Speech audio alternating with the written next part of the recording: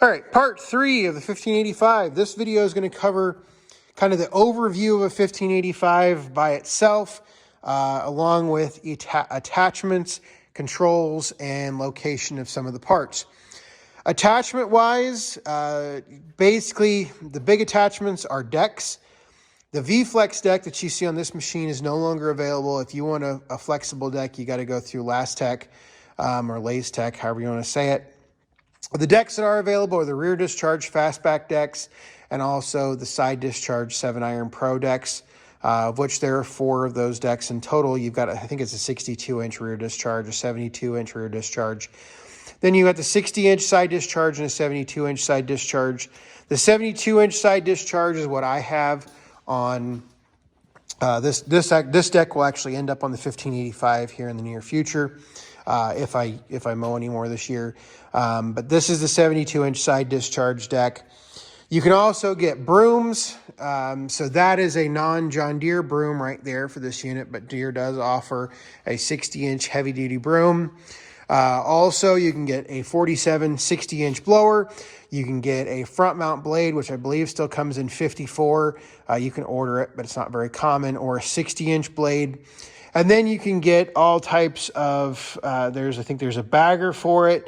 And then there's a whole host of other manufacturers that make attachments for the front.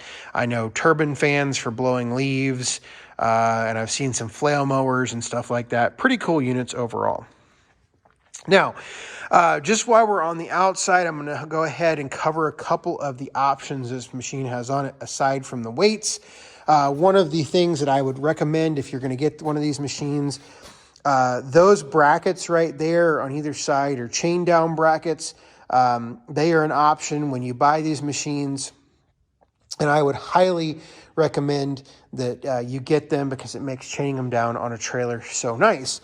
At the same time, this machine also has 2 front hydraulic remote outlets. That is an option. Those 2 remote outlets will control. In this particular case, there is an option for the V-Flex deck where you can fold it. I'm trying to remember which side, but there is an option for the deck to where you can have a hydraulic cylinder that folds the deck. Also, I'm thinking that you use the second one. What do you use the second one for? So you can obviously use it for the snowblower rotation, for the spout rotation. You use one for the broom here, and I'm thinking you use the second one maybe for the front mount or the rear mount bagger, although I can't remember. But this one does have both hydraulic outlets in the front, but you can get 1 or 2. There aren't any really good options on the back other than the weight bar and the weights. More or less, I would always recommend getting the weight bar and at least 4 weights. The previous owner of this machine had 4 weights on it. I went ahead and added 2 more because of the weight of the V-Flex deck. So we're going to go ahead and kind of explore the insides here, and I'm just going to look at the engine. I don't think I can do this one-handed. We're going to just start from the back, kind of work our way forward. So the 1585 has a 38 horsepower Yanmar diesel. Typical. I'm just going to have to hold that. So probably one of the biggest attractions about upgrading from my 1445 to the 1585 is it does have this diesel exhaust or diesel particulate filter. So it does have emissions on it. Wish it didn't, but it does. So far, I haven't heard of these emission systems causing any type of issue, but they are on there. But still, 38 horsepower diesel engine.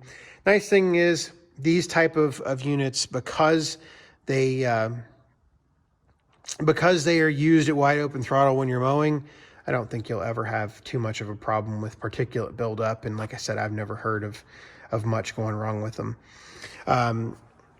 Multiple radiators. I think there's probably a AC condenser, oil cooler, a radiator, and there might even be a fuel cooler in there somewhere. I'm not really sure. I haven't dug too far down into it. Basically, because I can't open the seat, and I'm trying to make this video in one shot.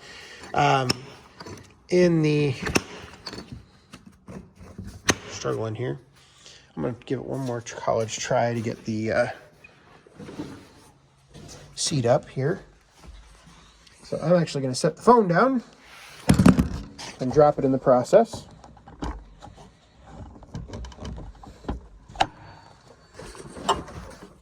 All right, so turn my headlamp on here.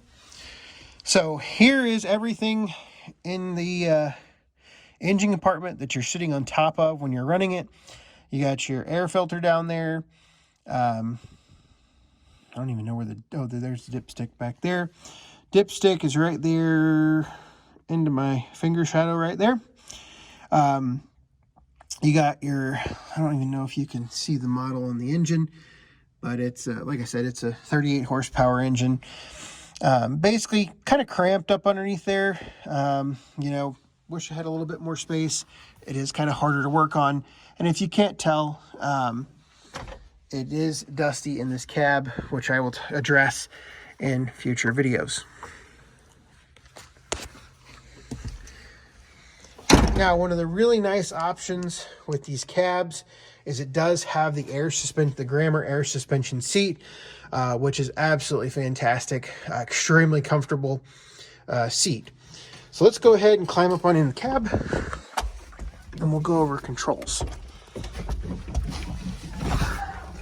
All right, so control-wise, I'm just going to turn my headlamp on here.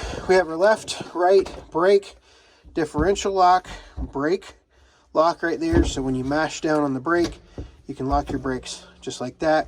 And by simply pushing the brake again, you can disengage the brake lock. Reverse, forward, you have your tilt wheel over here on the side. So you can tilt your wheel. You got your throttle. This right here is your information center. This covers basically hours, DPF, maintenance reminder, all kinds of stuff. It is a whole big list in the operator's manual. Right here, you have optional cruise control. Basically, this is an option. I can't remember how much the option is, but it is not a cheap option from what I remember. And then that button right there is your headlights on the steering column. So down here in the front, right down in here, there are headlights, and that switch controls those headlights. Unlike the 1445, there are no controls up here in the front. You do have the radio, which the radio is an option, and then you also have your HVAC controls, just like we have on the 4066. This does have a dome light, which was kind of exciting. Over here on the side panel, I'm going to turn the dome light off and turn my headlamp back on. Your controls over here. I'll try to get through this. Windshield wiper control. These are all your headlights. You have the various, that's the hazards and headlights, and headlights. And that covers both the front and rear lights. And this is just the front lights. You have your blinker, if you so need it. If you want to go from side to side. This is the beacon. That is an option. This right here was added by the previous owner. This is the electric actuator that is on the snowblower. Here you have your 2-speed transaxle, slow and high, or low and high. You have a 3 selection for your transaxle. You can either have it in automatic 4-wheel drive, lock it in all the way forward, which I guess I'm sitting to where it's kind of binding up. You can push it all the way forward to have it in full-time 4-wheel drive, or you can put it in straight 2-wheel drive down here at the very back. I played around a little bit with the straight 2-wheel drive, and it was okay, but with this heavy V-Flex deck on the front, not something I would recommend. This is your fuse panel. The previous owner's got some wires in here I need to fix because that just looks terrible. So we're going to change that wiring up here in a little bit, or whenever I get some time. So up here we have the mower deck lift. And then you have your two hydraulic outlets. I can't remember which one's which between the two. You have your PTO switch right here. And then on the seat, you have your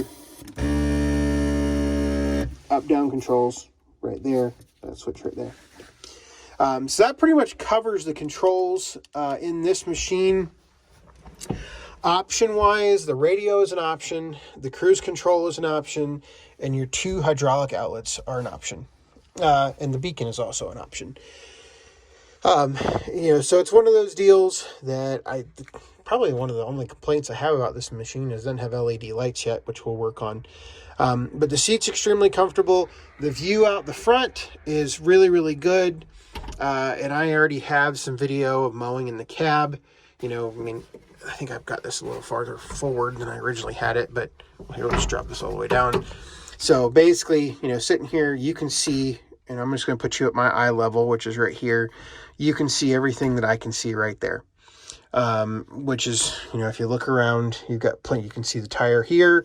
And when you look out the back, I don't know if I can get you close enough to the window, but you can actually see the rear tire right there, which is extremely handy when it comes to backing up and stuff like that. Really would be nice to have a backup camera, but and there is room to add one in here if you absolutely need it.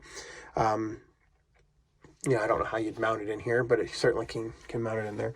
Also, the mirrors on the outside, I don't know if I really like those. I noticed they got kind of caught in the trees as I was mowing around them. So that's one of those things that I'm going to have to think about whether or not I want to keep them on or take them off.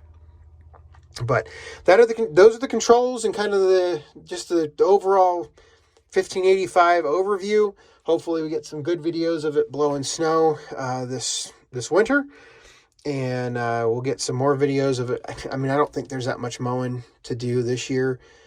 Maybe another hour or two of just some trim mowing, and I'll probably do that late at night. So I don't think we're going to see too much mowing in this machine. It will live out in the shed, so it will be there should be some pretty good cold starts because it's where it's going to be living. I got to figure out if it's got a block heater or not. We might have to install one of those just for good measure. So if you have any questions, comments about this machine, leave them below, and thanks for watching.